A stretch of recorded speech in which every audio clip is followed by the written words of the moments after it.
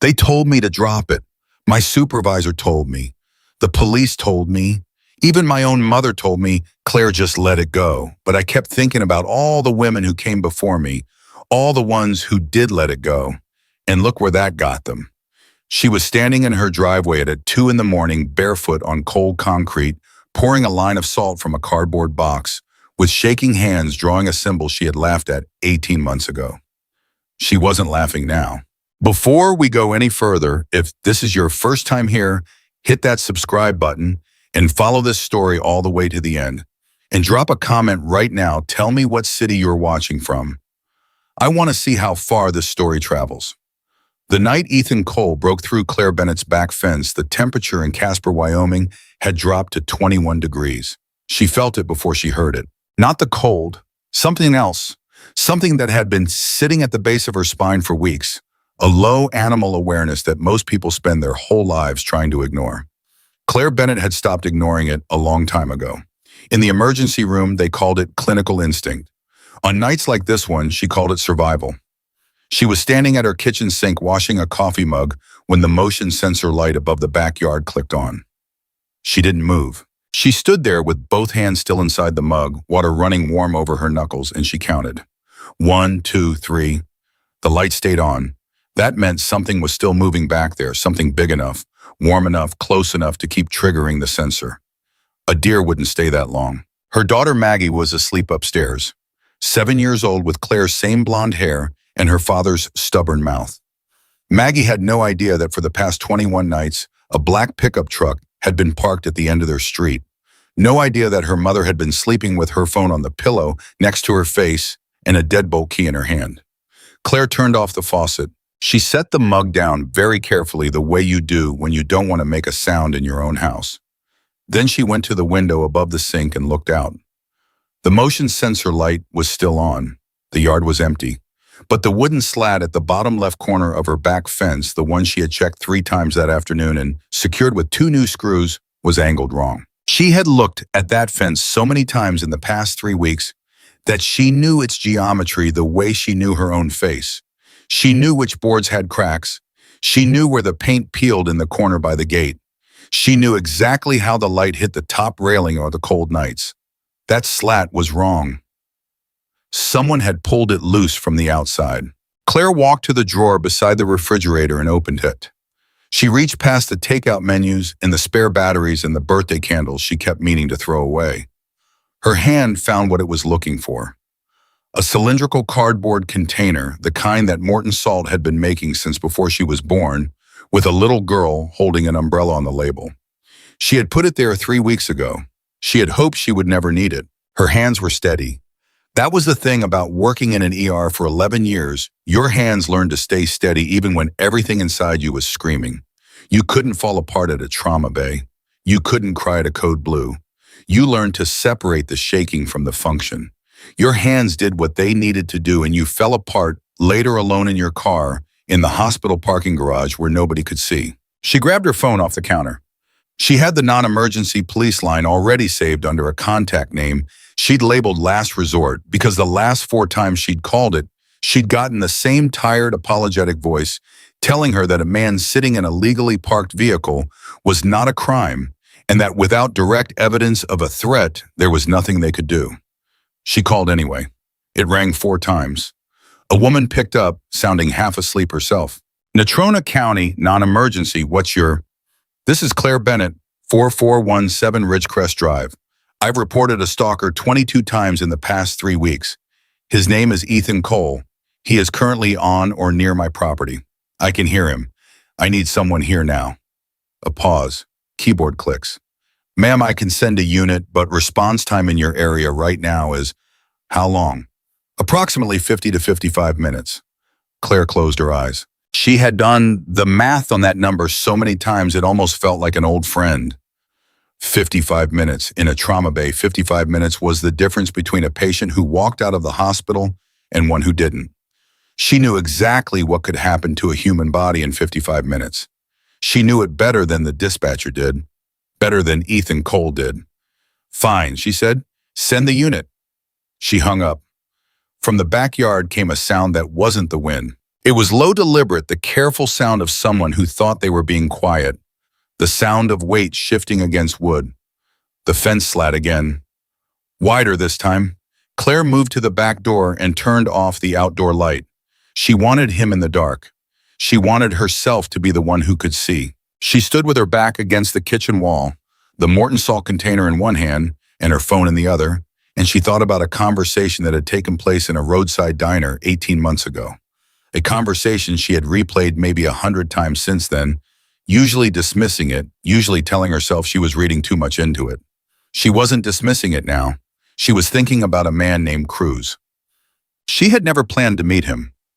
On a Tuesday night 18 months ago, Claire had been 40 minutes into a double shift when the ambulance radio crackled to life with a trauma notification motorcycle accident on the interstate male, approximately 19 years old, serious head and abdominal trauma, ETA 6 minutes. By the time the gurney came through the doors, Claire already had 2 other patients on her side of the bay.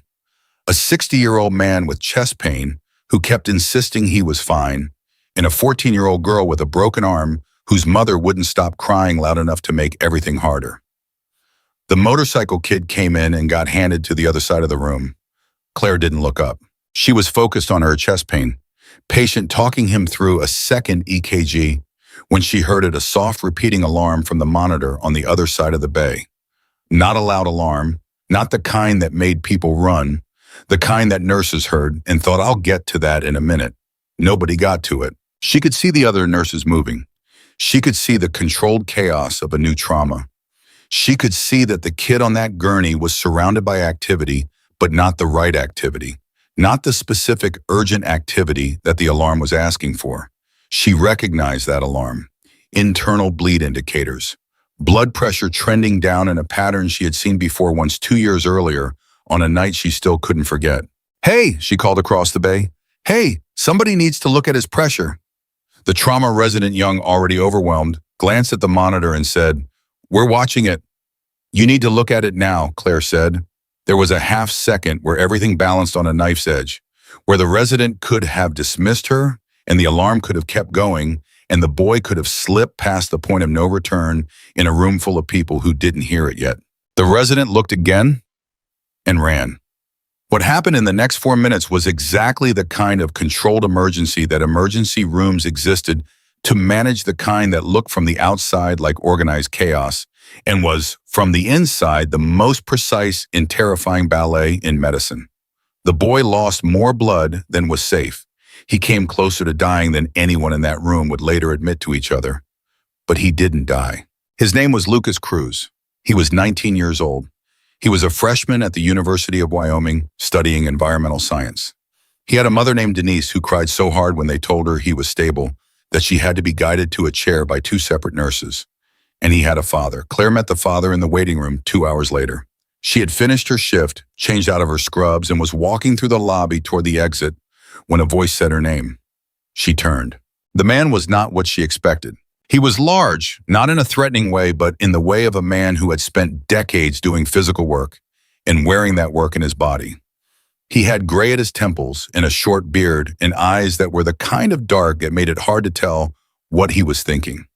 He was wearing a leather vest over a long-sleeve shirt, and on the back of the vest she would later see was a patch she recognized from billboards and news stories, and all the things people said about people who wore it. He held out his hand. My name is Daniel Cruz, he said. My son tells me you're the one who heard it. Claire shook his hand. I just called it out. The resident made the right call. He made the right call because you made him look. Cruz studied her for a moment the way people study something they're trying to memorize. I've been sitting in that waiting room for 2 hours trying to figure out what to say to you. I don't really do grateful very well, but I'm going to try. They ended up in a diner half a mile from the hospital. It was past midnight. The place was almost empty. Cruz ordered black coffee and a piece of pie he didn't eat, and Claire ordered the same coffee and drank it because she needed the caffeine to drive home. They talked for 40 minutes. He was not what she expected in any way. He was quiet. He listened more than he spoke. When she told him about the chest pain patient she'd been managing at the same time, about the moment she almost didn't look across the room, he was silent for a long time. But you did look, he said. Yeah. Why? She thought about it. Because the alarm was wrong, not wrong like broken, wrong like ignored. And I've seen what happens when you ignore that kind. Cruz nodded slowly. He wrapped both hands around his coffee mug and looked at the table. I want to tell you something, he said, and I want you to take it seriously, even though I know it's going to sound strange. Okay. The people I run with, we have a code. It's been around a long time. When someone who's done right by us is in real danger, the kind of danger where the regular systems have broken down, where the police aren't coming or can't come or won't come, there's a signal. He paused. It's a symbol drawn in salt, specific shape. Anyone connected to us who knows it knows what it means. Claire looked at him. Salt, she said. Salt. She waited. It means someone good needs help right now. We ride. The diner was very quiet. Outside, a truck passed on the highway. Claire said carefully, Mr. Cruz, you can call it superstition if you want, he said. You can tell me it's ridiculous. But I've been doing this for 30 years, and I've seen what happens when good people have nobody to call, when the system decides they don't matter. His eyes were steady on hers. You matter. If you ever need it, you draw the symbol, you leave it somewhere visible, and we come. He took a napkin from the dispenser and drew it for her with a ballpoint pen. It took about 10 seconds. It looked like something between a compass rose and a sun specific enough to be unmistakable, simple enough to draw in the dark. Claire took the napkin home. She put it in a drawer. She thought about it sometimes the way you think about a fire extinguisher, aware of its existence, hoping you'll never need to remember where it is. Back in her kitchen with the motion sensor light off and the sound of something moving in her backyard growing less careful and more deliberate, Claire set down her phone and opened the Morton salt container. She walked to the front door. She opened it. The night air hit her like a wall, 21 degrees cloudless, the kind of cold that felt personal. The street was empty. The black pickup was at the end of the block where it always was, engine running, exhaust floating up in a soft white cloud. She looked at it for exactly 1 second. Then she crouched down on her front driveway and began to pour. Her hands remembered the shape. They had traced it a dozen times in her mind over the past 3 weeks without admitting to herself that she was memorizing it. The salt caught the light from the street lamp, white against the dark concrete, simple and clear and unmistakable. She stood up. She looked at what she'd drawn. From behind the house came a sound she had been dreading for 3 weeks, the deep splintering crack of a fence board giving way entirely. She stepped back inside. She locked the front door. She climbed the stairs to Maggie's room, pushed open the door, and stood in the doorway for a moment, listening to her daughter breathe. Then she went to the window at the end of the hall, the one that faced the street, and she waited. The black pickup hadn't moved. Downstairs, she heard her back door handle turn. Once, twice. Then a hard, flat bang, the sound of a shoulder against wood, and then silence. He was testing it. He knew she was home. She pressed her back against the wall beside the hall window and gripped her phone and thought 55 minutes. She thought this is what they counted on, all of them. Everyone who told her to drop it, to move on, to stop making noise. They knew about the 55 minutes. They built the 55 minutes into the system on purpose because it served them. Ethan Cole had worked in hospital administration for 18 years. He knew exactly how systems worked. He knew exactly how to move through them without leaving the kind of evidence that anyone with authority would act on.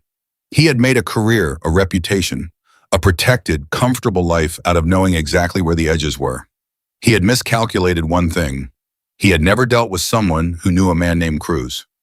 The phone in her hand buzzed. She looked at the screen. Unknown number. Text message. Symbol received. ET. A 14 minutes. Keep doors locked. Do not engage. DC. Claire read it twice. She let out a breath she had been holding for 3 weeks. Downstairs, the back door took another hit. This one cracked something, wood or frame, she couldn't tell. Maggie stirred in the next room and made a small sound, the soft, unconscious noise of a child rearranging herself in sleep. Don't wake up, Claire thought.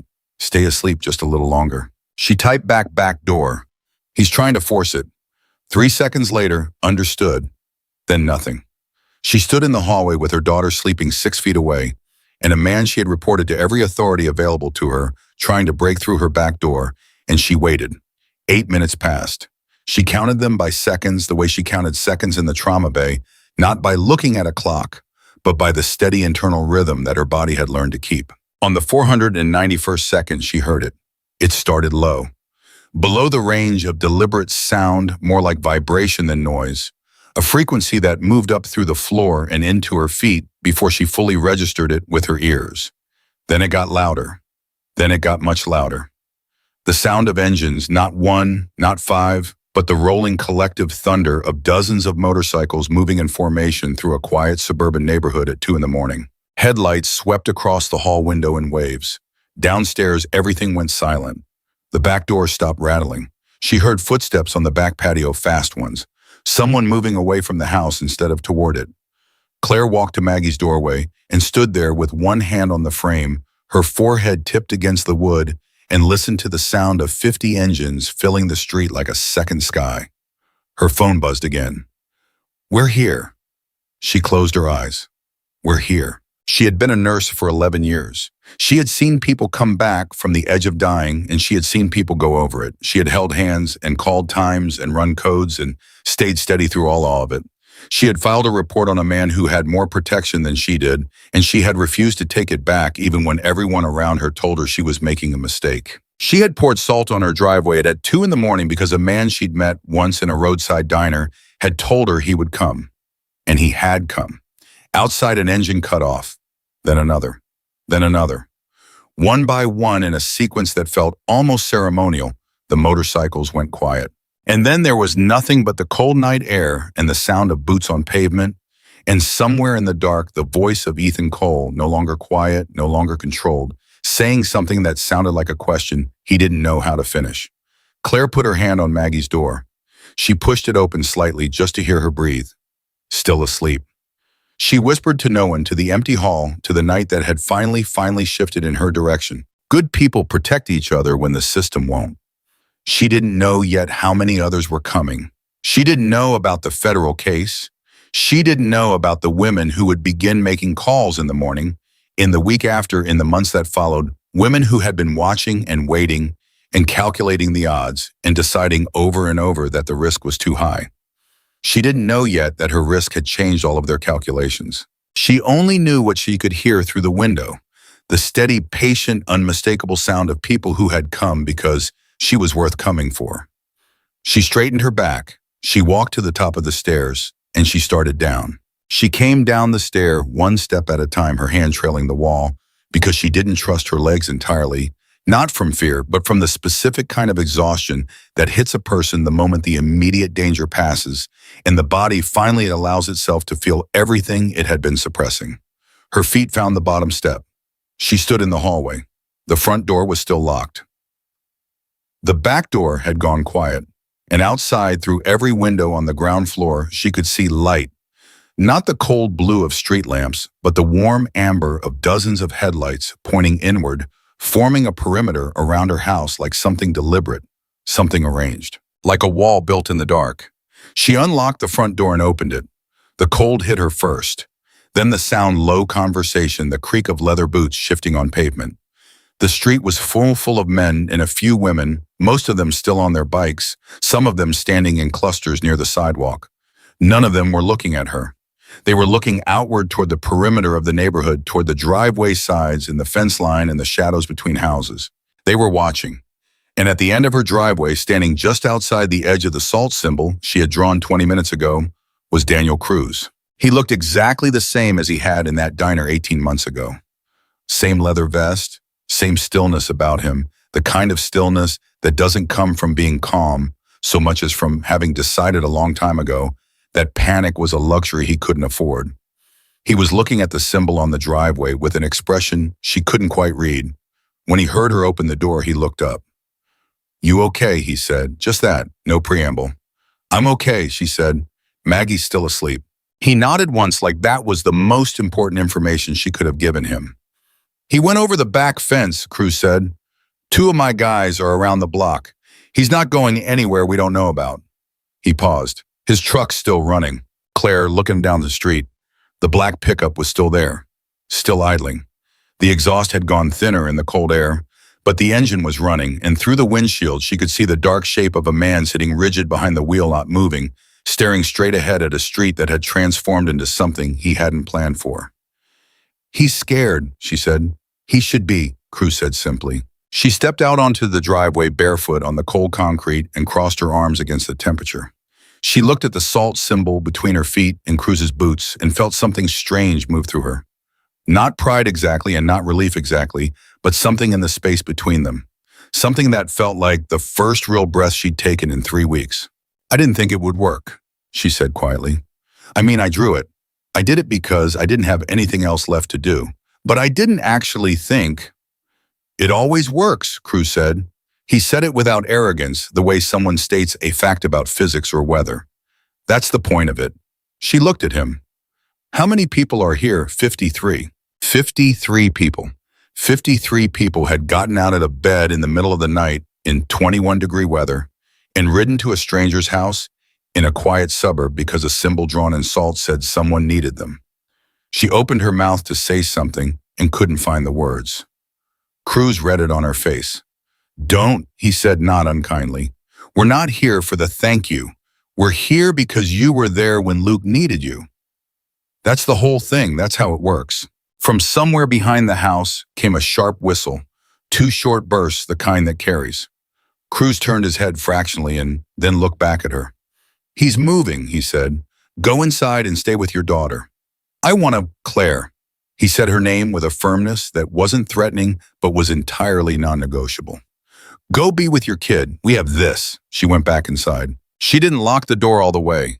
She stood just inside the threshold with her hand on the frame and listened. She heard footsteps on the side of the house, the narrow alley between her house and the neighbor's fence that she had always thought of as dead space, the kind of gap you ignore. She heard a voicemail-controlled familiar in a way that curdled something in her stomach say, "This is private property. You have no right." And then she heard Cruz's voice closer than she expected.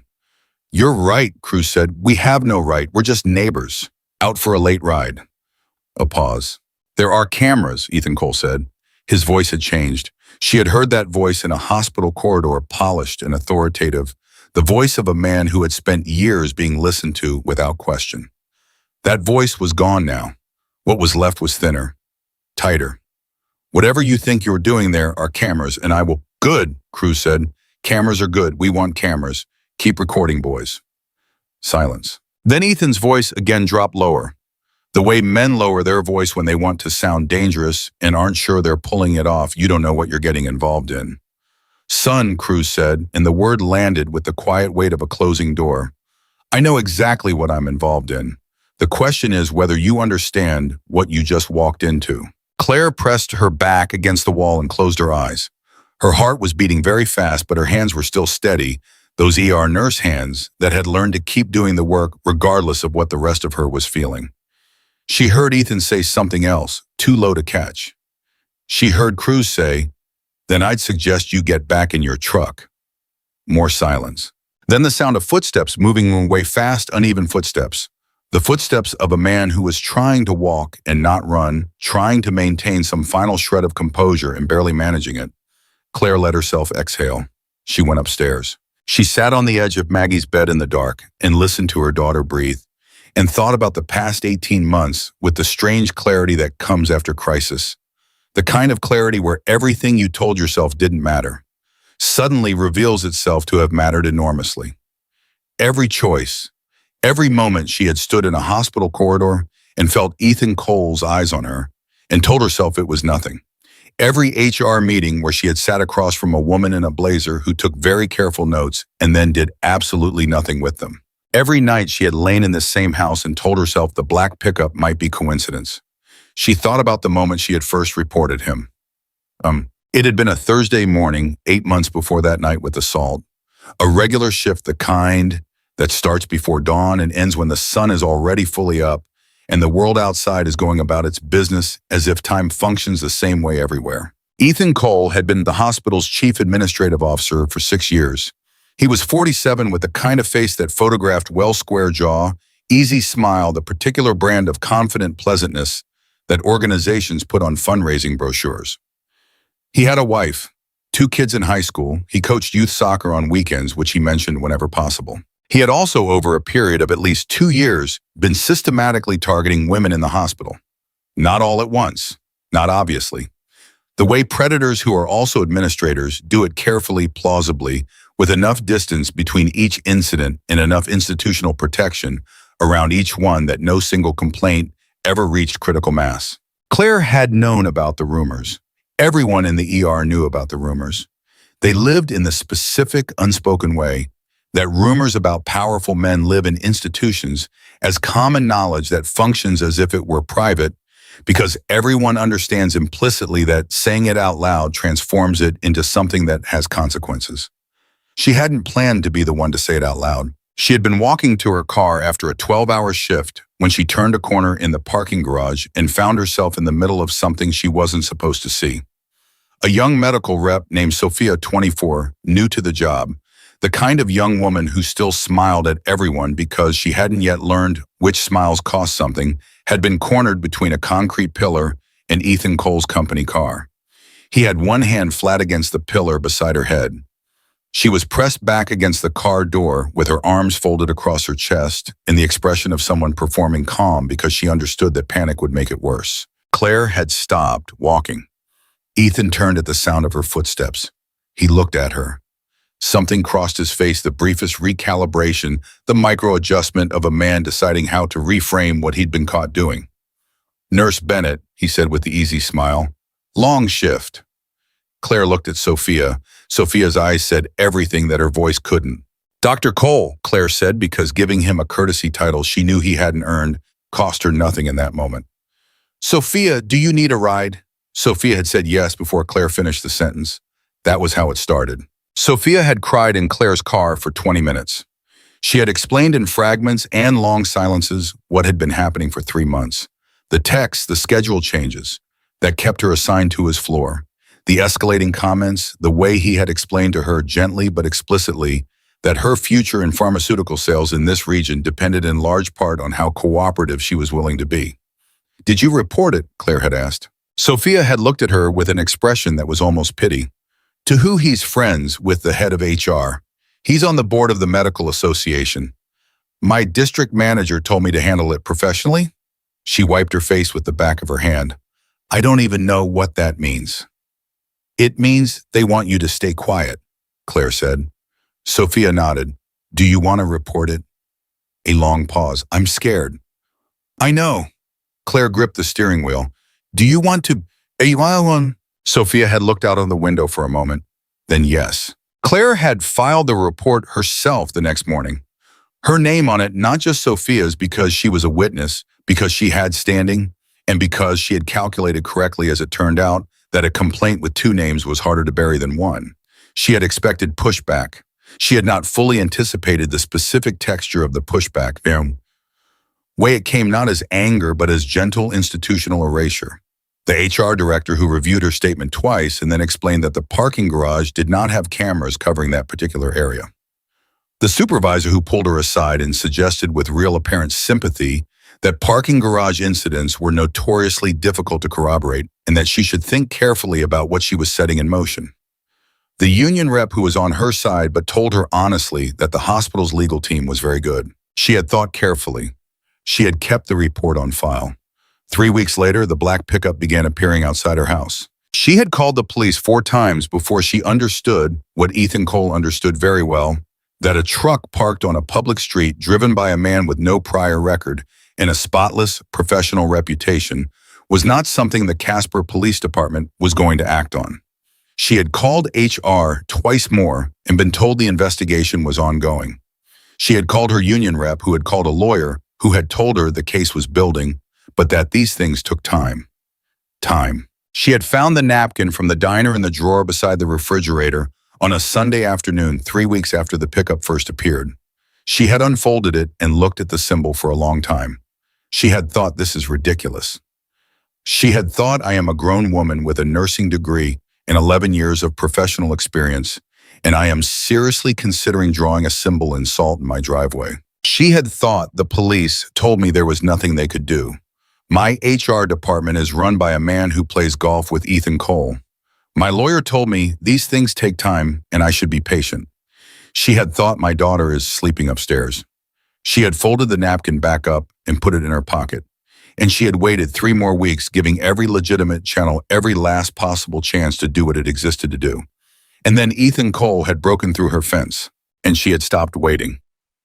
Maggie moved in her sleep, rolling onto her side, one arm, reaching out to the edge of the mattress the way she always did. Claire caught her hand automatically, tucked it back under the covers. 7 years old, blonde hair fanned across the pillow. No idea. From outside, she could hear the low murmur of voices, organized, calm, the sound of people who were very good at waiting. She heard a car door. She heard Cruz's voice, short and clear, saying something she couldn't make out. She heard another engine smaller than the motorcycles a car start up at the end of the street. The black pickup. It was leaving. She heard it pull away from the curb, heard the engine note change as it accelerated, heard it fade around the corner and out of the neighborhood entirely. She sat on Maggie's bed and listened to it go and felt something she hadn't felt in 8 months. She felt like she had won something. Not the whole thing, she knew better than that. Ethan Cole driving away from her street at 2 a.m. was not justice, and it was not safety, and it was not the end of anything. Not really. He would wake up tomorrow with his reputation and his connections and his careful institutional armor still largely intact. There was more work ahead, more waiting, more patience she would have to find somewhere inside herself. But he had flinched. For the first time in 8 months of escalating harassment and institutional silence, in 55-minute response times, Ethan Cole had flinched. Her phone buzzed. "Cruz, he's gone. We're staying on the block till sunrise. Get some sleep." She typed back, "I won't be able to sleep." "Cruz, I know. Try anyway." She almost smiled.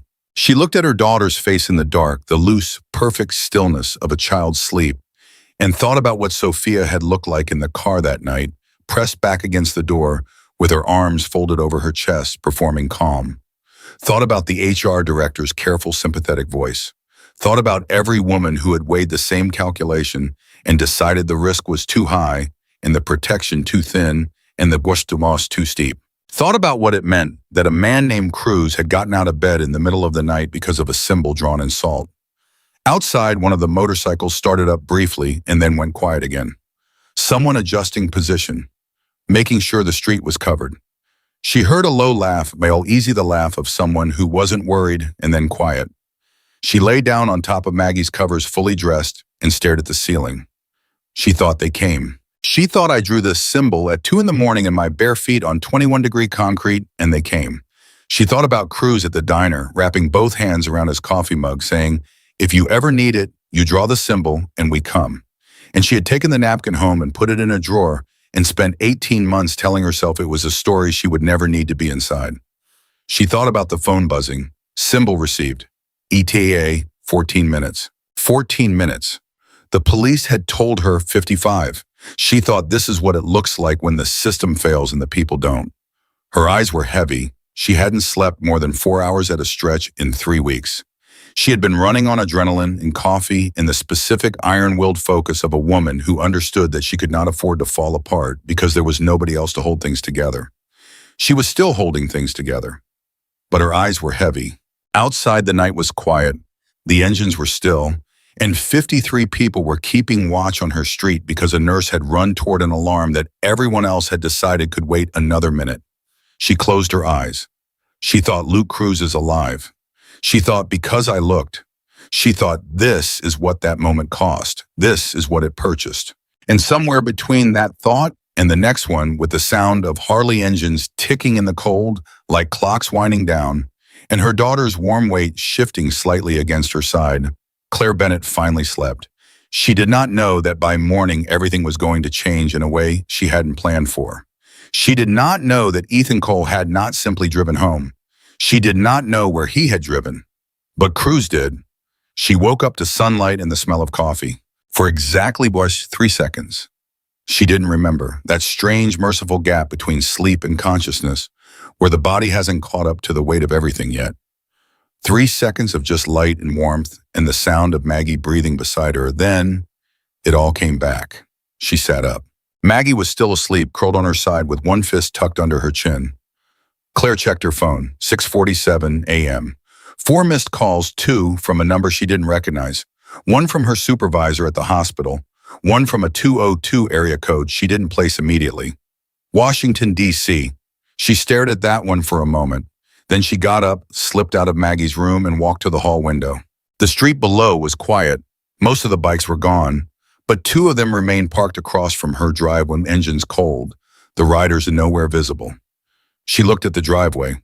The salt symbol was still there, faint but legible edges blurred by the cold overnight air. She called Cruz. He picked up on the first ring. "You sleep." "A little. Where are you?" "Down the block. There's a diner on Meridian that opens at 6. We're having breakfast." "You want coffee? I'll have somebody bring it." "I want to know where Ethan went last night." A pause. Not hesitation. Cruz didn't hesitate the way most people did. It was more like the pause of someone deciding how much to hand over at once. "He drove to a house on the west side," Cruz said. "Belongs to a man named Gerald Fitch. You know that name?" She did. Gerald Fitch was on the hospital's board of directors. He had been on the board for 11 years, 2 years longer than Ethan Cole had been CAO.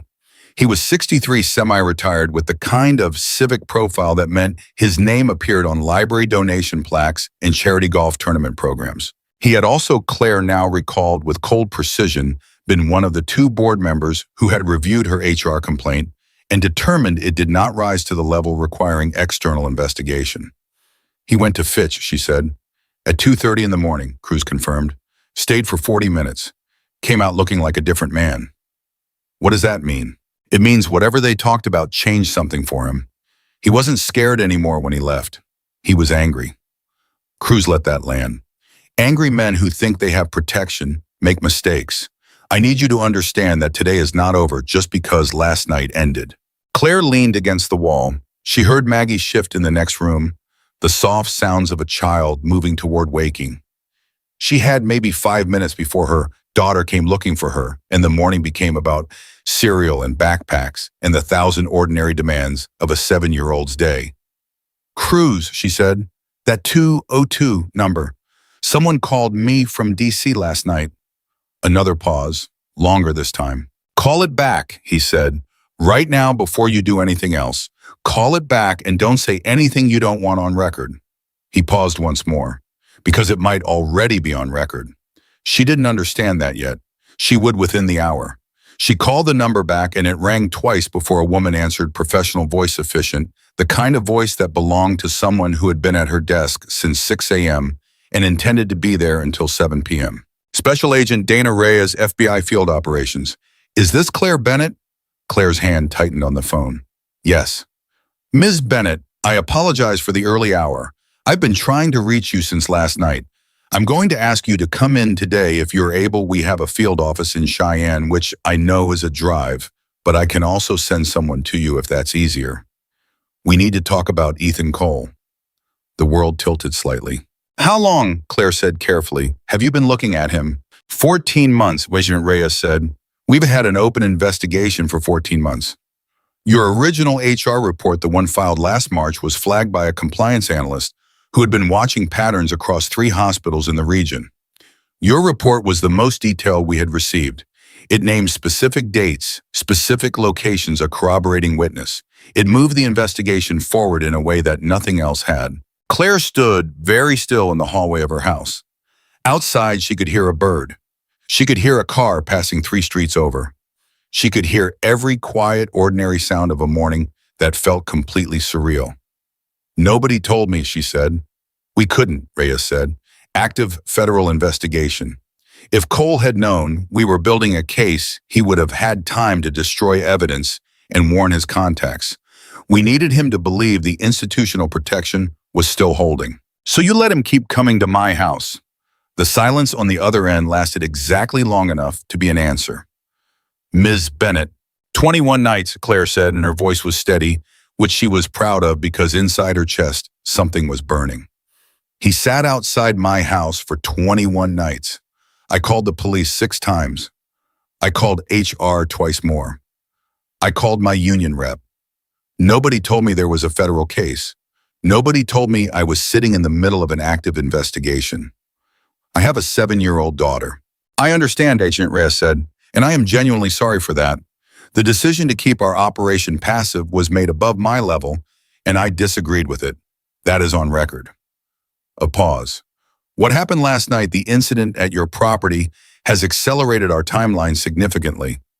We're moving to arrest within the next 24 hours. Claire closed her eyes. Cole visited Gerald Fitch last night, she said. A beat of silence. How do you know that people were watching? Another beat. Ms. Bennett, who exactly was watching? Claire opened her eyes. She looked at the salt symbol on the driveway below. Friends, she said. Can you get Fitch too? Fitch is already part of the investigation. He has been for 8 months. Agent Reyes's voice shifted slightly, just a fraction enough to feel like the professional exterior cracking open on something real underneath. Your report started a chain reaction that went further than you know. There are 3 other hospitals, 2 medical supply companies, and a nonprofit connected to Cole's network. Fitch is the money, Cole is the access. There are 4 other individuals we've identified as part of the same protection structure. Claire's legs felt unreliable. She sat down on the top step of the stairs. How many women, she asked. In our current documentation, 11. But our analysts believe the actual number is significantly higher. Many won't come forward until they see an arrest. Reyes paused. That's partly why the timing matters. Once Cole is in custody, once it's public, we expect more to come forward. Your report is going to be part of the public record, Ms. Bennett. Your name will be attached to this. I know, Claire said. Are you prepared for that? She thought about Sophia in her car crying with her arms wrapped around herself. She thought about every woman who had been told to handle it professionally. She thought about Maggie asleep in the next room, and about the kind of world she was raising her daughter in, and about what it would mean to be the kind of mother who backed down when things got hard. Yes, she said, I'm prepared. She hung up and sat on the step for a long moment. Then she heard the bedroom door open and small feet on the floor, and Maggie appeared at the end of the hall in her pajamas, with her hair in all directions, squinting against the morning light. Mom, why are you sitting on the stairs? Just thinking, Bug. Maggie shuffled over and sat down on the step beside her with the complete lack of self-consciousness that belonged only to 7-year-olds, and sat with the full weight of herself pressed against Claire's side. Did something happen? Claire put her arm around her daughter. Some things are getting better, she said. It's going to be a big day. Maggie considered this with the seriousness she gave most information. Is there school? Yes. Okay. She leaned her head on Claire's shoulder. Can we have pancakes? Claire laughed a real laugh, the first one in what felt like weeks. Yeah, Bug, we can have pancakes. She made pancakes. She got Maggie dressed and braided her hair and packed her backpack and did all the ordinary morning things that the night had almost taken from her, and the whole time her phone was buzzing with messages she wasn't reading yet. She drove Maggie to school, kissed her at the door, watched her run toward a friend by the entrance with the total, beautiful carelessness of a child who believed the world was safe.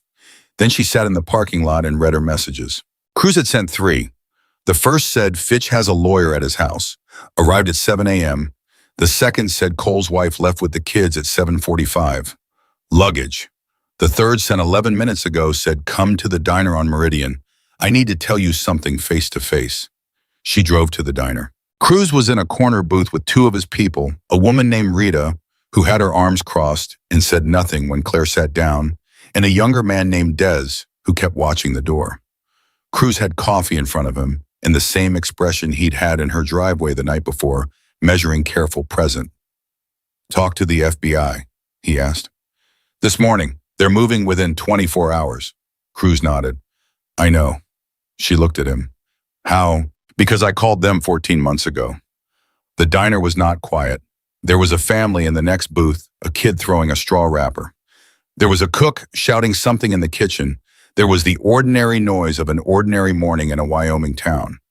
And in the middle of all of it, Claire Bennett sat across from Daniel Cruz and understood that the conversation she was having was not the conversation she had thought it was. You called them, she said. When Luke was in the hospital, Cruz said, while I was sitting in that waiting room, I had time to make some calls. I'd heard Cole's name before, not from the hospital, from other places. From women who talk to women who talk to people I know. There were patterns. He wrapped his hands around his mug. I had a contact at the federal witch. I passed what I had. They already had pieces. They just didn't have anything that would hold in court. And then I filed my report. And then you filed your report, he said, with dates, with a corroborating witness. with the specific detail that their case was missing. He looked at her directly. You didn't just save Luke Claire. You handed them the thread they needed to pull the whole thing apart. She sat with that for a moment. You knew, she said. When you told me about the salt signal, you knew there was a federal case. I knew there might be one. I didn't know how far it would go. He paused. I also knew that Cole was going to figure out eventually that you were the one who moved the needle, and that when he figured it out, the institutional protection wasn't going to be enough for him. He was going to want something more direct. His jaw tightened. I was right about that. You could have told me, she said. You could have told me any of this. Would you have believed me? She opened her mouth, closed it. A biker shows up in a hospital waiting room and tells a nurse she's accidentally helping the FBI build a federal case against her hospital's chief administrator. Cruz said, what does she do with that? I would have. She stopped. I don't know what I would have done. You would have doubted it. Or you would have acted differently. Changed something. And Cole would have read that change. Cruz shook his head. The best thing you could do was exactly what you did. Keep filing, keep pushing, keep refusing to back down. Every time he escalated and you didn't break, he made another mistake. Rita, who had said nothing this whole time, said quietly, 21 nights parked outside a woman's house. A man like that, it's not just obsession, it's panic. He was trying to make her withdraw the complaint before the walls closed in. Claire looked at her. He knew the case was building. He suspected, Cruz said. He didn't know how far, but men like Cole, they have instincts about when their protection is weakening. He could feel the ground shifting. You were the one thing he thought he could still control. She thought about that, about Ethan sitting in his truck night after night, engine running, watching her house, not from power, from fear. And all that time she had been lying awake terrified, and he had been sitting in that truck terrified, too terrified of what her refusal to back down was costing him. Terrified of what she represented. She had read it completely backward. So last night, she said slowly, breaking through the fence. That was desperation, Cruz said. Not a plan. A man losing his grip, acting like a man losing his grip. Her phone buzzed on the table. She looked at the screen. Unknown number different from Agent Reyes. She picked up. Ms. Bennett? Male voice, formal. This is Assistant U.S. Attorney Mark Dalton. I've been briefed on last night's incident at your property and on your conversation with Agent Reyes this morning. I want to be direct with you. We are executing arrest warrants for Ethan Cole and Gerald Fitch at 4 p.m. today. We expect additional arrests to follow in the next 72 hours. A pause. I want you to know that your documentation, your original complaint, and the subsequent reports you filed is central to 3 of the 7 charges. You are going to be a significant part of this story when it becomes public. I know, she said, for the second time that morning. Are you safe currently? She looked at Cruz across the table. He was looking back at her with the same steady, unreadable expression. Rita had uncrossed her arms. Des had stopped watching the door. Yes, she said, I'm safe. She hung up. Cruz was already looking at his phone. He read something, and for the first time since she had known him in the diner a year and a half ago in her driveway the night before, something crossed his face that she could only describe as satisfaction. Not celebration, just the quiet, settled look of a man watching something land the way it was supposed to. Fitch's lawyer just arrived at the federal building in Cheyenne, Cruz said. He's not there for Fitch. He's there trying to make a deal. He set the phone down. The ones who think they're protected always break first. Claire wrapped both hands around her coffee mug. It was the same gesture she'd watched Cruz use in the diner 18 months ago, and she recognized it now for what it was. Not comfort exactly, but something to hold on to while you process something large. It's not over, she said. It wasn't a question. No, Cruz said. The arrest is the beginning, not the end.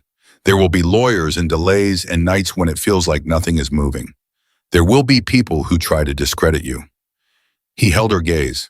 But the thing that was keeping everyone else quiet, that calculation they were all making about whether the risk was worth it, that calculation just changed. Once Cole is in handcuffs, it changes for every woman who was watching to see what happened to you. She felt it, the full weight of it pressing down and lifting simultaneously, the way only things that are both burden and purpose can. She thought of Sophia. She thought of the 11 women in Agent Reyes' documentation. She thought of the number that was significantly higher. She thought of all the women who had done the math and decided to stay quiet. And she thought tonight the math changes. Her phone buzzed again. She looked at it expecting another unknown number, another official voice. It was a text from a number she didn't recognize. But the message stopped her cold. Ms. Bennett, my name is Karen Solano. I worked at St. Michael's Medical in Laramie for 6 years. I heard what you did. I have documentation. I have been afraid to use it for 3 years. If you are willing to talk, I'm willing to talk. She stared at the message, then another buzz. Different number. This is Alicia Torres. I was a patient advocate at the Regional Medical Center in Gillette. I know about Cole. I know about Fitch. I know about 2 others. I've been waiting for someone to go first. Cruz watched her face change. What is it? He said. She turned the phone around so he could see. He read both messages. He set the phone down. He picked up his coffee. He said nothing for a moment, and when he finally spoke, his voice was very quiet. It's starting, he said. And at 4:02 p.m. that afternoon in the parking garage of the Cheyenne Federal Building, the same kind of parking garage where this had all truly begun, where a young woman had pressed herself against a car door and performed calm because she understood that panic would make it worse. Ethan Cole was placed in handcuffs by 2 federal agents while a third read him his rights. Gerald Fitch was arrested at his home 40 minutes later. By the time the 6 o'clock news ran the story, Claire's phone had received 19 more messages. By midnight, it was 43. The 43rd message came in at 11:58 p.m., 2 minutes before midnight, from a woman named Patricia Owens, who had been a surgical nurse at a hospital in Rock Springs for 9 years before she quietly resigned and moved to Colorado and told everyone it was for family reasons. It wasn't for family reasons. Patricia had known that, and her husband had known that, and the 3 colleagues she'd confided in had known that, and Ethan Cole had absolutely known that because Patricia's departure had been the direct result of a conversation with Gerald Fitch, in which Fitch had explained to her in the measured and reasonable tone of a man who believed himself untouchable that her nursing license renewal might encounter some complications if she continued pursuing her complaint through official channels. Patricia had been 41 years old. She had a mortgage. She had 2 kids in middle school. She had done the math. Now she was 44, living in Denver, watching the 6 o'clock news on her laptop with her husband beside her, and she had typed a message to a woman she had never met and hit send before she let herself think about it long enough to stop. Claire read every single message. She sat at her kitchen table after Maggie was in bed, her phone in one hand and a pen in the other, and she wrote down every name on a legal pad, the old-fashioned way, because she wanted to see them, all of them, in her own handwriting, on paper she could touch. 43 names by midnight. Nurses, medical reps, interns, a hospital, chaplain, 2 administrative assistants, a physical therapist who had left the profession entirely and was now managing a hardware store in Rollins because she couldn't walk back into a medical building without her hands starting to shake. 43 women who had done the math and decided tonight to change their answer. She called Cruz at 12:15. He picked up on the second ring, which told her he hadn't been sleeping either. 43, she said, a long exhale on his end. How many of them have documentation? I don't know yet. Most of them just said they want to talk. Some of them have emails, records, dates. One woman, a nurse from Laramie, says she has recorded phone calls. Claire pressed the pen against the legal pad. Cruz, one of them, was threatened directly by Fitch with her nursing license. Fitch. His voice was flat and precise, the way it got when something made him angry, in the quiet way instead of the loud way. That's obstruction on top of everything else. That's what I thought. You need to call Reyes in the morning. First thing, those 43 women, every one of them is potentially another count. Every piece of documentation they have is evidence. He paused. How are you doing? She looked at the legal pad. 43 names, 43 stories she hadn't heard yet, 43 calculations made in private, 43 moments of deciding the cost was too high, and now this extraordinary, terrifying reversal. I don't know how I'm doing, she said honestly. I feel like I'm standing at the top of something very tall and looking down. That's because you are, Cruz said. The question is whether you can handle the height. I've been handling it for 8 months.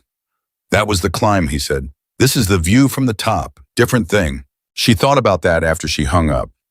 She sat at her kitchen table with 43 names on a legal pad and thought about what Cruz meant by the view from the top, the way it exposed everything, including you. The way it made you visible from distances you hadn't accounted for. She had spent 8 months focused entirely on not falling, on keeping her footing, on the next handhold, the next step, the next report to file, the next call to make. She had not spent much time thinking about what happened if she actually made it. She was thinking about it now. She thought about it until 2 in the morning, and then she went to bed, and she did not sleep particularly well, and at 6:15 her alarm went off, and she got up and made coffee and started again. Agent Reyes answered on the first ring. "I was going to call you at 7, Reyes said. "You saved me 30 minutes. "I have 43 names, Claire said. "Women who contacted me after the news story last night. Some of them have documentation recordings, emails, written records. One of them was directly threatened by Gerald Fitch with the loss of her nursing license. The sound on the other end was a chair, moving a keyboard, the organized scramble of someone shifting into a higher gear. "Send me everything," Reyes said. "Every message, every name, every piece of documentation they've shared with you. I'm going to need a team on this within the hour." A pause and then something that wasn't quite in her professional voice, something more like the real woman underneath the agent. "Ms. Bennett, 43. 43. In one night." "Yes." Another pause. "Do you understand what that means? We had 11 documented, 43 more in a single night. When this goes to trial, when Cole's defense team sees 43 corroborating witnesses, there is no version of this where he walks." Claire gripped her coffee mug. Good. She spent the morning forwarding messages. She responded to every woman personally, not with a form response, but with a real one, her name signed at the bottom, because these women had reached out to a real person and they deserved a real person back. Some of them had clearly been awake all night too, and their messages read like things written by people who had been holding something very heavy for a very long time and had just been told it was all right to set it down. Karen Solano called at 9. She had a 3-year-old laptop that held a folder of emails she had organized and reorganized and never sent to anyone. 847 emails she had carefully documented between 2019 and 2022, with dates, names, follow-up records. A meticulous archive that bore the signature of someone who had always believed that if she could just organize the evidence well enough, someone would eventually care about it. Claire listened to her talk for 40 minutes. Karen's voice kept breaking and steadying itself and breaking again, not with sadness exactly, but with the specific emotional texture of a person who has been alone with something for so long that finally sharing it with another human being causes a kind of release they weren't prepared for. "I documented everything because I thought it would matter," Karen said. "And then I realized it didn't matter to any of the people who were supposed to care about it. And then I didn't know what to do with it, so I just kept adding to the folder. Every time something happened to someone else I heard about, I'd add a note. 3 years of notes. It matters now," Claire said. "Send it to Agent Reyes today. All of it." "What if they don't?" "Karen," Claire stopped her. "Send it today." A silence, then okay. Okay. At 11 a.m., Claire's supervisor called. Sandra Kowalski had been running the ER for 14 years, and she had the voice of a woman who had developed her communication style in rooms where precision and speed were not optional. "I owe you an apology," Sandra said. No preamble. Claire hadn't expected that. "Sandra, let me finish. When you filed that complaint, I told you I supported you, and then I let HR run the process without pushing back. I knew what Fitch was. I've known for years. I told myself it wasn't my place to get involved in board-level matters." A pause that carried real weight. "That was a coward's answer, and I'm going to have to live with it. I'm sorry." The apology landed differently than Claire had imagined, not with the satisfaction she might have expected, but with something more complicated, something that felt like grief for all the time that could have gone differently. "I appreciate that," Claire said carefully, "but what I need from you now is more important than the apology. Name it." 7 of the women who contacted me last night are still employed at our hospital or affiliated facilities. They're going to need protection. Formal documented protection in writing from administration. I need you to put something in place today before they formally come forward so they know they're not walking into the same room and making the same calculation all over again. Sandra didn't hesitate. Done. I'll have HR draft a formal non-retaliation guarantee by end of day. And I'm going to the board directly. Not Fitch's people. There are 4 board members who had nothing to do with this. I know which 4. I'm calling all of them this afternoon. Thank you. Claire, Sandra's voice shifted. You did what I should have done 3 years ago when the first whisper crossed my desk. I want you to know I understand that. After she hung up, Claire sat with the phone in her hand for a long moment. She thought about the specific weight of institutional failure, the way it wasn't usually one dramatic decision by one villain, but a long series of smaller decisions made by people who told themselves it wasn't their place, or it wasn't the right time, or the evidence wasn't strong enough, or someone else would handle it. She thought about all the Sandra's good people, fundamentally decent people who had looked at the situation and calculated the personal cost and stepped back. She understood it. She didn't excuse it, but she understood it because she had felt that pull too. Every time she had almost withdrawn the complaint, almost told herself it wasn't worth it, almost let the weight of the system convince her that one nurse's report wasn't going to move anything. She had felt it. She had stood at that edge dozens of times. She just hadn't stepped back. At 2 p.m., Cruz appeared at her front door with Luke. She hadn't seen Luke Cruz since the night in the trauma base. She had heard about his recovery secondhand through a thank you note that arrived at the hospital 3 weeks after the accident, written in the slightly formal handwriting of a 19-year-old trying to express something he didn't quite have the vocabulary for yet. He was taller than she remembered, though she wasn't sure she had really seen him that night, so much as seen his vital signs and his bleeding patterns, and the specific numbers that determined whether he lived or didn't. He was 20 now. He had his father's eyes and his mother's mouth and the slightly stunned look of a person who had been told something that had rearranged the architecture of how he understood his own story.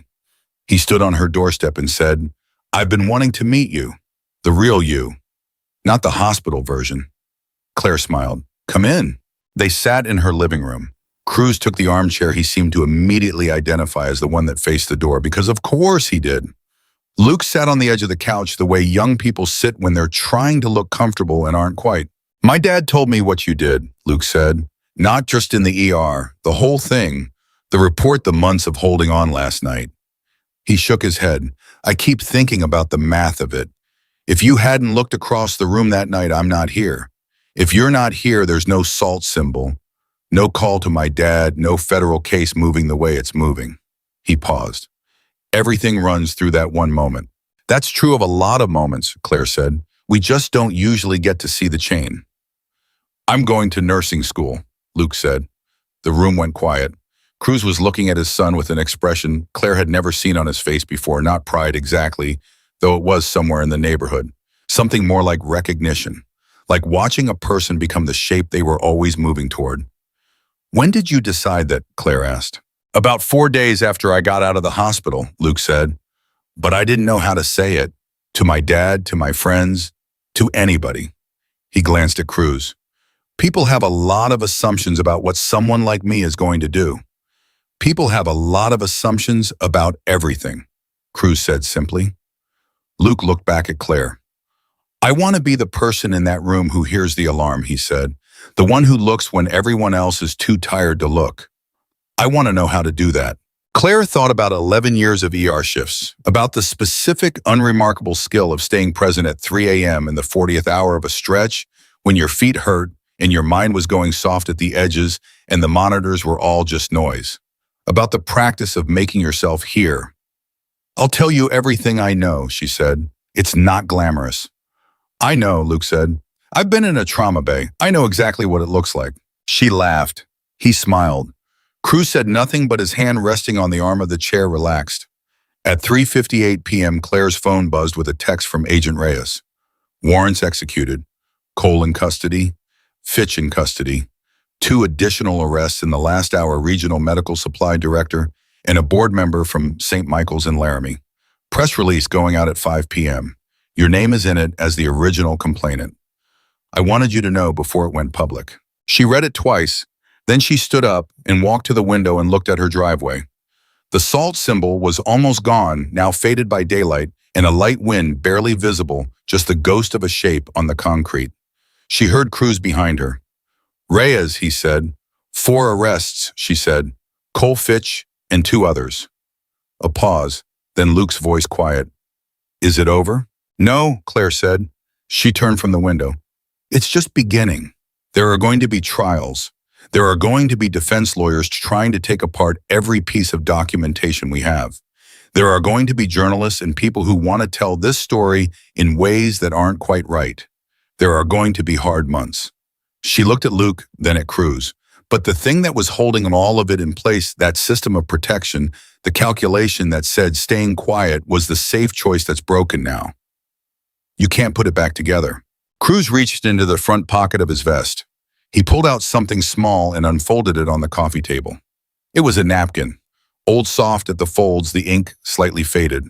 A ballpoint pen drawing of a symbol that looked like something between a compass rose and a sun. I've carried that since the diner, he said.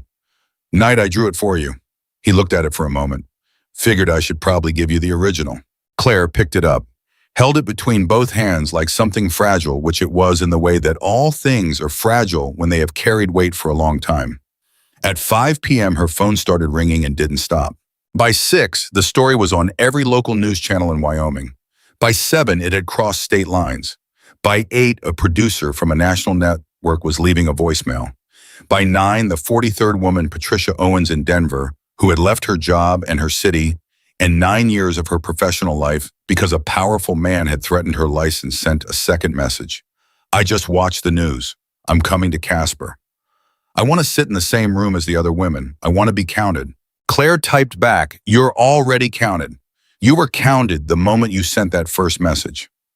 A pause, then, thank you for going first. She set the phone down. She looked at the napkin on the coffee table, at Cruz, who had picked up his coffee and was looking at the middle distance with the expression of a man reviewing the sequence of events and finding them on balance acceptable. At Luke, who was reading something on his phone with the focused intensity of a 20-year-old who had just decided the direction of his life. She thought this is what it looks like when one moment does what it was supposed to do. She thought I looked across a room at an alarm that everyone else had decided could wait. She thought about all the women whose names were on her legal pad, and all the ones who hadn't messaged yet, and all the ones who never would, who would carry their silence forever because the moment when it might have been safe enough to speak had never arrived for them or had arrived and passed before they could reach it. She thought I can't reach all of them. And then, but maybe some of them can reach each other. Outside somewhere down the block, a Harley engine turned over once and then went quiet.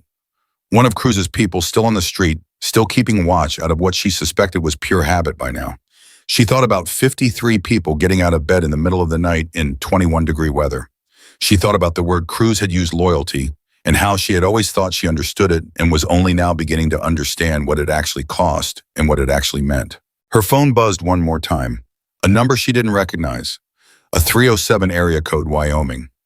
She picked up. A woman's voice, older, careful. Is this Claire Bennett? Yes. My name is Ellen Marsh. I'm 71 years old and I live in Sheridan. I spent 30 years as a hospital administrator. A pause. I know things about Gerald Fitch that go back further than anything you've found yet. I've been sitting on them for 12 years because I thought nobody was ever going to be brave enough to open this door. Her voice tightened. You opened it. I want to walk through it with you. Claire picked up her pen. She turned to a new page on the legal pad. Tell me everything, she said. Ellen Marsh talked for 2 hours and 14 minutes. Claire didn't move from her kitchen table. She wrote until her hand cramped. Switched hands kept writing. Cruz had taken Luke home around 7, but before he left, he had looked at Claire on the phone pen, moving fast across the legal pad, and he had simply nodded the kind of nod that meant, I see what this is becoming, and closed the front door quietly behind him. Ellen Marsh had been a hospital administrator for 30 years in Wyoming's medical network. She had worked under 3 different CEOs, survived 4 major regulatory reviews, and built the kind of institutional knowledge that made her invaluable to people who needed things done and dangerous to people who needed things hidden. She had watched Gerald Fitch operate for 12 years. She had documented things carefully privately in a system she had built herself in a password-protected folder on a personal laptop that had never once been connected to a hospital server. I'm not a timid woman, Ellen said at one point, her voice carrying the particular directness of someone who had spent decades in rooms where directness was usually the minority position. I want you to understand that before you hear what I'm about to tell you, I made a calculated decision to stay quiet. I believe the calculation was correct. I'm telling you now because your actions have changed the variables. What are the variables? Claire asked. The variables were always the same, Ellen said. Can it be proven? Will anyone with authority act on it? And will the person who speaks pay a higher price than the person being spoken about? A pause.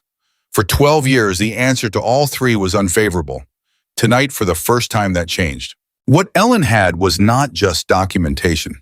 It was architecture, the bones of how the protection system had been built, who had built it, and how long it had been in place. Fitch had not simply protected Cole. Fitch had spent a decade constructing a network of mutual dependency across Wyoming's medical establishment board members, licensing officials, a state health department administrator named Raymond Chu, who had killed 3 separate regulatory investigations by quietly rerouting them to committees that he controlled and that never issued findings. Raymond Chu. Claire wrote the name down and circled it twice. Chu is still in his position, she asked. As of this morning, Ellen said, he'll know by now that Cole and Fitch are in custody. He'll be trying to calculate whether to run or stay. Men like Chu always believe they're more invisible than they are.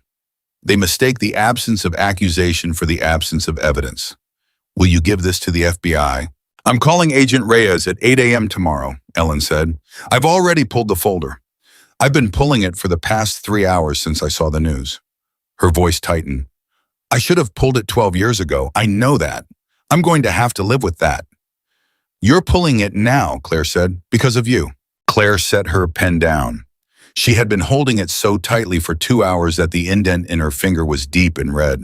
She flexed her hand and looked at the legal pad pages of names, dates, structures, the mapped anatomy of something that had been operating in plain sight for over a decade, hiding behind the assumption that no one with enough information would ever decide the cost of speaking was worth paying. Ellen, she said, how many people knew? A long silence. More than you want to know, Ellen said quietly, and fewer than you'd think actually participated. Most people knew the way. You know there's mold behind a wall. You can see the edges of it, you can smell it, but as long as nobody cuts into the drywall, everyone can pretend it's something else. She paused. You cut into the drywall. After she hung up, Claire sat alone in her kitchen for a long time. She thought about a word Ellen had used, invisible. The way Chu believed his protection made him invisible. The way Cole had believed it. The way every man in a system of mutual protection eventually confuses the system for a law of nature, believes that the thing holding him up has always existed and will always exist, instead of understanding that it was built by people and can be dismantled by people, and that the only thing maintaining it at any given moment is everyone's collective agreement to keep pretending. She thought about the first time she had filed her complaint. The HR director with the careful notes, the union rep with the realistic assessment, the police dispatcher with the 55-minute response time, all of them operating within systems that had been quietly shaped over years to produce exactly those outcomes. She thought I didn't know any of that when I filed. I just knew what I saw in a parking garage. She thought sometimes not knowing the whole system is what lets you act. Her phone buzzed. Maggie from upstairs via the small tablet Claire allowed her to use for 10 minutes before bed. Mom, can you come up? I can't sleep. Claire climbed the stairs. Maggie was sitting up in bed with her hair loose, looking the particular combination of tired and alert that children achieve when something has disrupted the feeling of normal without their being able to name exactly what it is. She had been home all day. She had eaten dinner while the news played in the background. Claire had turned the volume low but not off because she had learned that trying to make things invisible to children usually made them more frightening, not less. You were on the phone a lot today, Maggie said. Yes. Is it about the men outside last night? Yes. The motorcycle men? Yes. Maggie pulled her blanket up and thought about this with the slow, patient seriousness she applied to things that mattered to her. Why did they come, she asked. The real reason. Claire sat on the edge of the bed. She picked up her daughter's hand, small and warm, the nails with traces of purple polish she'd painted herself 3 days ago and already half chipped off. She thought about how to say it true. You know how sometimes in your class, she said, when something wrong happens and everybody sees it, but nobody wants to be the one to say something because they're scared of what will happen if they do? Maggie nodded. This was clearly familiar territory. I said something, Claire said, about someone who was doing wrong things. And the people who were supposed to do something about it didn't. They kept not doing something about it. And things got harder and scarier for a long time. She looked at her daughter's face. But there were people I had helped once a long time ago who remembered. And when things got scary enough, they came. Why? Maggie asked, not skeptical, genuinely trying to understand the mechanism. Because good people protect each other when the system won't, Claire said. Maggie was quiet for a moment. Then the salt thing was like a phone call. Claire blinked. Yes, exactly like that. A phone call they could see. That's exactly what it was. Maggie seemed satisfied with this. She lay back against her pillow. Were you scared? Very. But you did it anyway. Yes. Why? Claire looked at her daughter, 7 years old, with the whole impossible weight of the world still ahead of her. All the rooms she would walk into, and the calculations she would be asked to make, and the moments when someone would need her to be brave, and it would be easier not to be. Because the other option was worse, Claire said. So much. Being scared and silent, that was worse than being scared and loud. Maggie absorbed this. Her eyes were getting heavy. Mom, yeah, Bug. I'm glad the motorcycle men came. Me too. Tell Mr. Cruz thank you. I will. She was asleep within 3 minutes. Claire sat beside her in the dark for a while longer than she needed to, holding her hand, listening to the house settle around them. The ordinary sounds of wood and pipe and the wind outside, the specific quiet of a home that had stopped feeling like a trap and started feeling tentatively and cautiously like a home again. She went downstairs and called Cruz. Maggie says thank you, she said when he picked up. She heard something shift in his voice, the small adjustment of a man who was not accustomed to being thanked by children and was not sure what to do with it. Tell her she's welcome, he said, and then, after a pause, how's Ellen Marsh? She has 12 years of documentation in the name of a state health department administrator who's been killing regulatory investigations. Raymond Chu. A silence. Then I know that name. You do? Peripherally, he's connected to a land dispute in Fremont County that some people I know got pulled into about 4 years ago.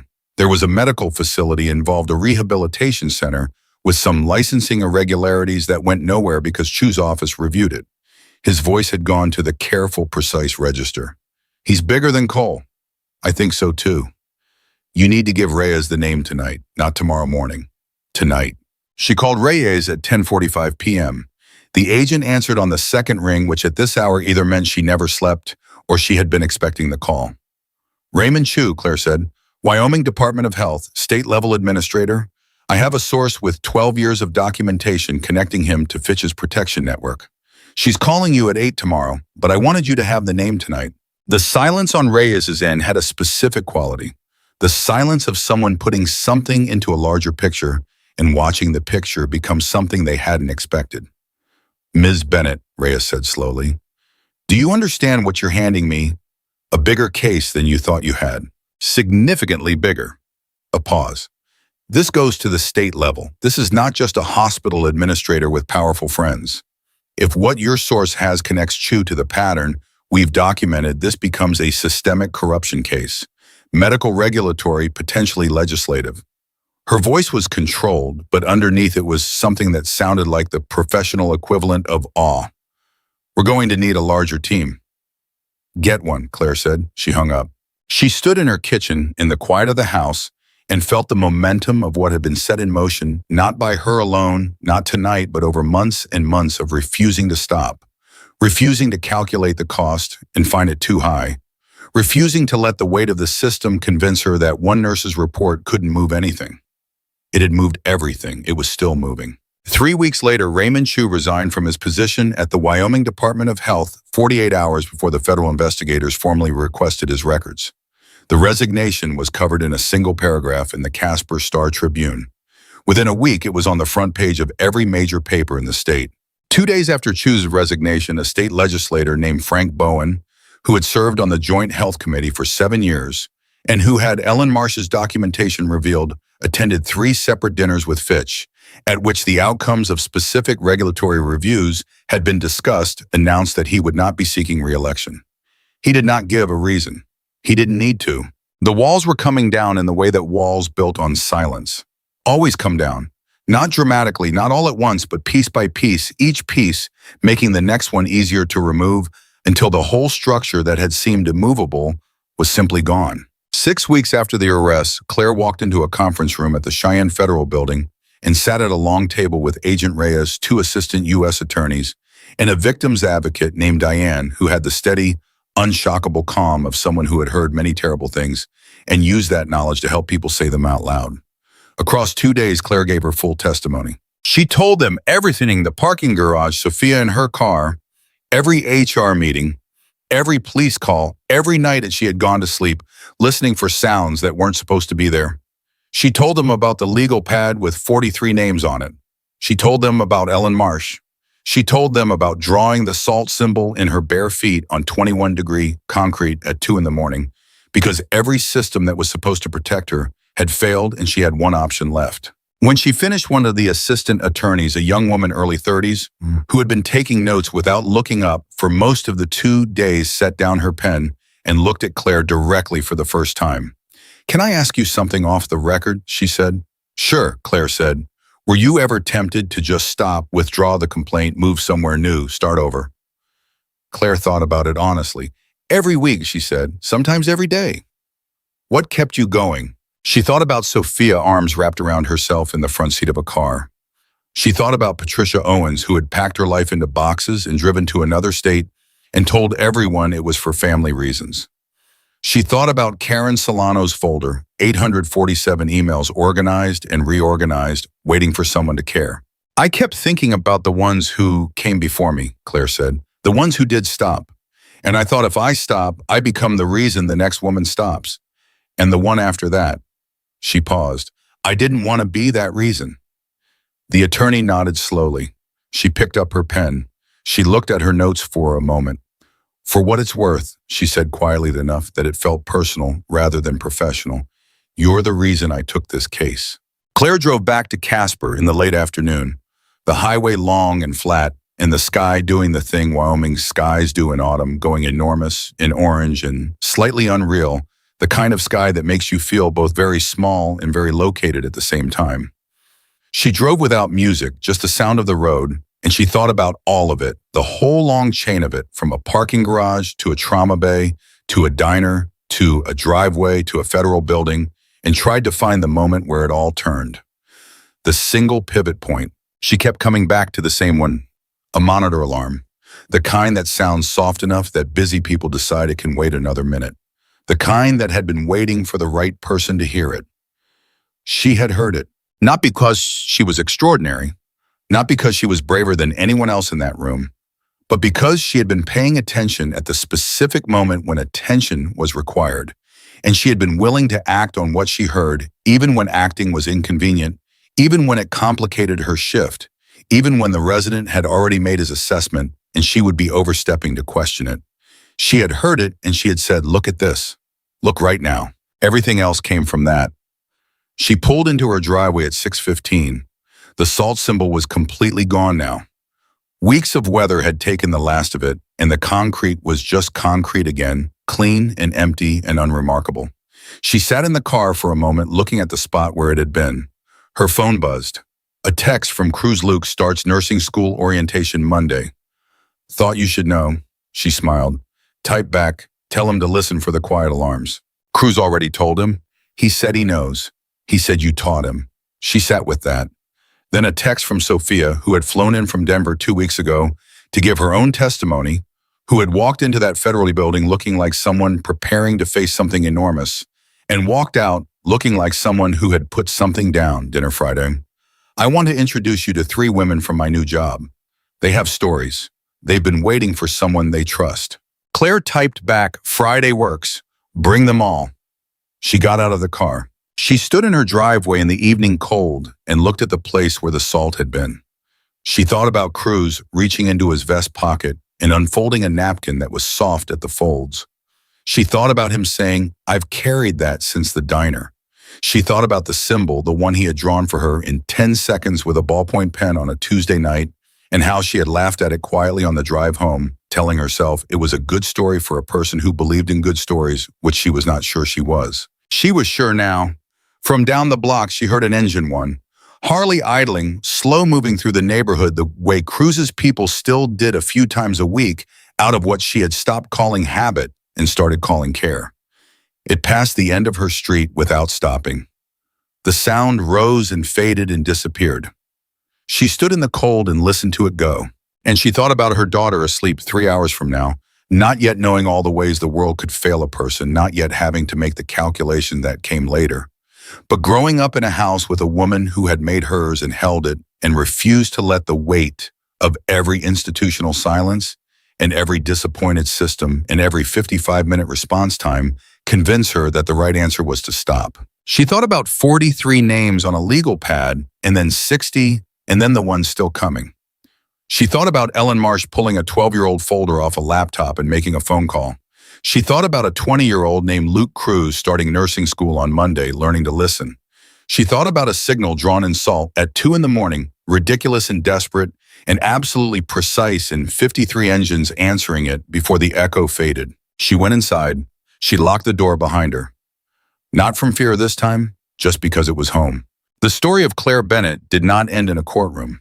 Though Ethan Cole was convicted on 9 federal counts and Gerald Fitch on 7, and Raymond Chu eventually cooperated with investigators in exchange for a reduced sentence and spent 3 years answering questions that opened 4 additional cases in 3 other states. The story did not end with a headline, though there were many, or with an award, though a state medical advocacy organization gave her one that she accepted and then quietly put in a closet because she had never done any of it for something to hang on a wall. The story did not end at all, which was the point. It continued in the women who came forward, 61 in total, from Wyoming and Colorado and Montana and Idaho women who had been waiting for the calculation to change. It continued in the policy reforms pushed through the state legislature by 2 representatives who had watched the case unfold and decided that the system Ellen Marsh had documented could not be allowed to rebuild itself.